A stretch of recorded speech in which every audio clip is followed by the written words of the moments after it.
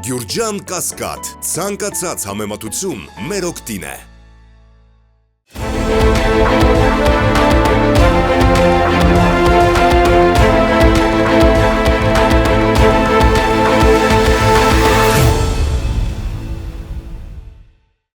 Բարև ձեզ մեդիա հաբի հարգելի հետևորդներ եւ այսպես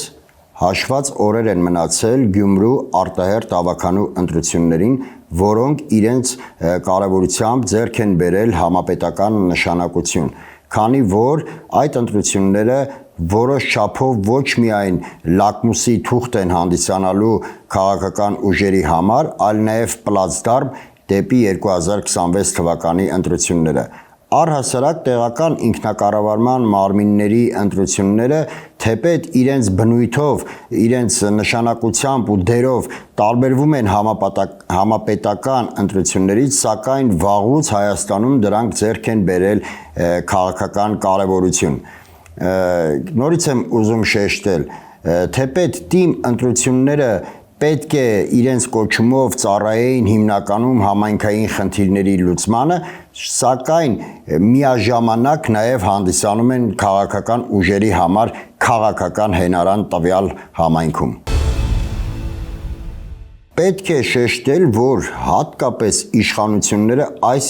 օրերին Գյումրիում լծվել են կենաց մահու պայքարի, որովհետև իշխանությունների համար Գյումրիում պարտվելը ինչ-որ չափով նշանակում է պարտվել նաև ապագայում սպասվելիք համապետական ընտրություններին, այն է ազգային ժողովի ընտրություններին։ Սակայն որքան էլ որ իշխանությունները վարչական ռեսուրսների կիրառմամբ, ֆինանսական ռեսուրսների կիրառմամբ, աշխատողների վարչական, խոսքս աշխատողների նկատմամբ ճնշումներ գործադրելով կամ ընտրական պրոցեսների ժամանակ ինչ-ինչ կեղծիքներ թույլ տալով, իսկ ընտրություններից հետո որոշակի կոալիցիոն հուշագրերի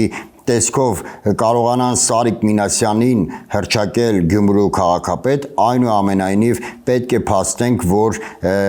իշխանությունները Գյումրիում պարտվել են։ Կա մի կարևոր հանգամանք, որի մասին այս օրերին քչերն են հիշում, այն է, որ Գյումրիում ԿՊ-ն պարտվել է դեռևս վաղուց, ոչ այս ընտրությունների ժամանակ, երբ պարտություն կրեց Բալասանյան դաշինքից, որից հետո իշխանական լծակների ճնշմամբ հասավ արտահերթ ընտրությունների։ Այսինքն կարող ենք փաստել, որ առհասարակ գյումրեցիները չեն վստահում իշխող ուժին եւ այս արտահերթ ընտրությունները հենց ԿՊ-ի պարտության հետևանքն են։ Իդեպ Գյումրին միակ օրինակը չէ, որտեղ ԿՊ-ն կրում է պարտություն։ Առհասարակ Հայաստանի գրեթե բոլոր խոշոր համայնքներում հասարակությունը ընտրողները չեն վստահում եւ իրենց ձայնը չեն տալիս իշխող ուժի թեկնածուին։ Եվ բոլոր այն դեպքերում, երբ իշխանությունը բառից բուն իմաստով բիրտ ուժի կիրառմամբ, ժողովրդավարական արժեքների ամբողջական ոտնահարմամբ խլում է հաղթած ուժից հաղթանակը, միևնույնն է, դա Պյուրոսյան հաղթանակ է, որովհետև որքան էլ նա իրավական լծակների գործադրմամբ կարողանա խլել ուրիշի հաղթանակը, նա չի կարողանալու այդ նույն լծակներով հասնել ժողովրդի վստահությանը։ Նույն պատկերն է նաև Երևանում։ Հիշեցնենք, որ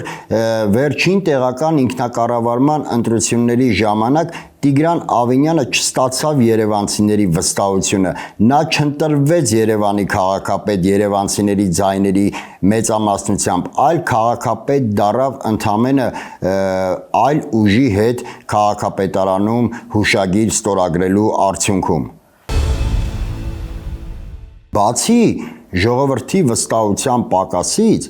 իշխանական բուրգը ինքը կանգնած է փլուզման եզրին, եթե առհասարակ այս իշխանությունների հիերարխիկ դասավորվածությունը կարելի է համարել իշխանական բուրգ։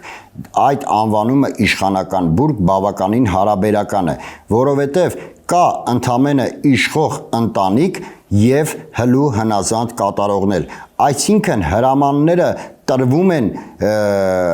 Նիկոլ Փաշինյանի եւ Աննա Հակոբյանի կողմից, իսկ մնացած բոլոր շերտերը այդ հրամանների հլու հնազանդ կատարողներն են, ընդ որում հրամանները տրվում է ոչ միայն քվեարկության առումով, ոչ միայն կատարվելիք քայլերի առումով, այլ նույնիսկ հրամաններ է տրվում, թե ինչպես պետք է մտածեն, ենթադրենք իշխող ուժի падգամավորները։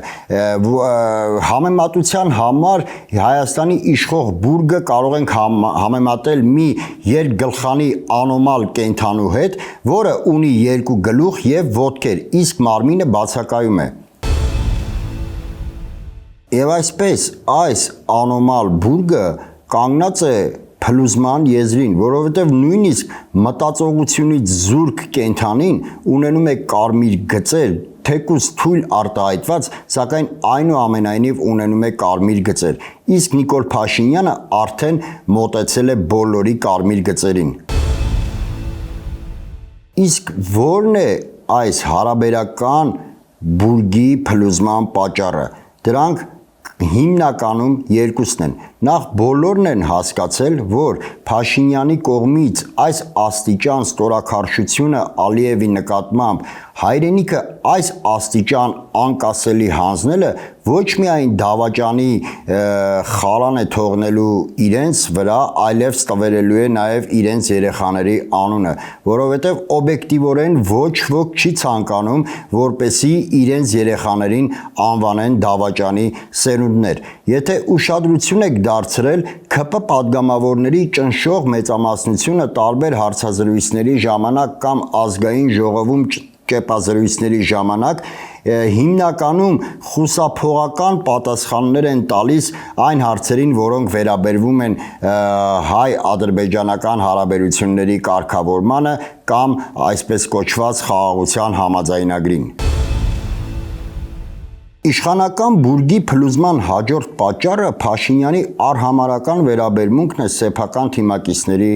նկատմամբ։ Բոլորը շատ լավ հասկանում են, որ մի թեթև խոսքի սայթակում, ապա պատժող սուրը կարող է կախվել իրենց գլխին ճիշտ այնպես, ինչպես կախվեց Նարեկ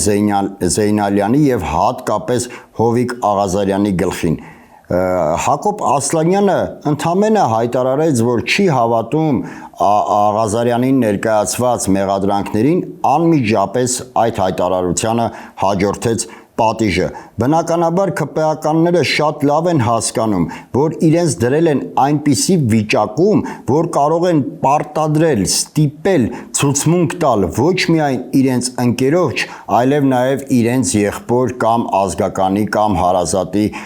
վրա։ Այլ խոսքով Նիկոլ Փաշինյանի աչքին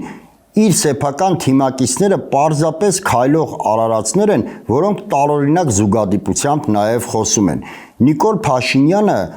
ոչ միայն սովորական բռնապետ է, այլ այլասերել է բռնապետական համակարգը։ Թեպետ Հայաստանի Հանրապետությունը հռոմեական կայսրություն չէ, սակայն Նիկոլ Փաշինյանը իրեն պատկերացնում է Ներոն կամ Կալիգուլա։ Առհասարակ տոտալիտար եւ ավտորիտար համակարգերը կարող են որոշ չափով երկար կյանք ունենալ, սակայն այլասերված բռնապետական համակարգերը ոչ, եւ պատմությունը սովորաբար ցույց է տալիս, որ նման բռնապետներից շատ դեպքերում ազատվում են հենց իր թիմակիցները։ Ոստիկանների կողմից տոտալ խոշտանգումները քաղաքացիներին համատարած կալանքի վճիռներ կայացնելը եւ քրեական գործերի համատարած հարուցումը վերաբերում է ոչ միայն ընդդիմադիրներին, այլ նաեւ ՔՊ-ականներին։ Նիկոլ Փաշինյանը փորձում է ստեղծել այնպիսի վախի մթնոլորտ, որը կտարածվի առհասարակ բոլորի վրա, առանց տարանջատման, մարդը կունենա ընդդիմադիր հայացքներ, թե իշխանական, մարդը ընդդիմադիր գործիչ կլինի, թե իշխանական։ Նիկոլ Փաշինյանը փորձում է իր պաշտոնավարումը երկարաձգել վախի մթնոլորտի տարածմամբ, սակայն նորից եմ շեշտում, Փաշինյանը այլասերել է նույնիսկ բռնապետական համակարգը, իսկ այդ համակարգը երկար կյանք չի կարող ունենալ եւ ունակ է փլուզվել ընդամենը 1 օրում։ Հետևաբար այս պահին թեկուզ քիչ տեսանելի, բայց իշխանական բուրգը երերում է եւ մի թեթև հարվածը կարող է այն փլուզել, որքան էլ շատերին այսօր քիչ հավանական թվա, բայց Նիկոլ Փաշինյանի իշխանությանը հավատացեք, քիչ ժամանակ է մնացել։ Այսօր այսքանը, շնորհակալ եմ, կհանդիպենք։ Գյուրջան Կասկադ, ցանկացած համեմատություն մեր օգտին է։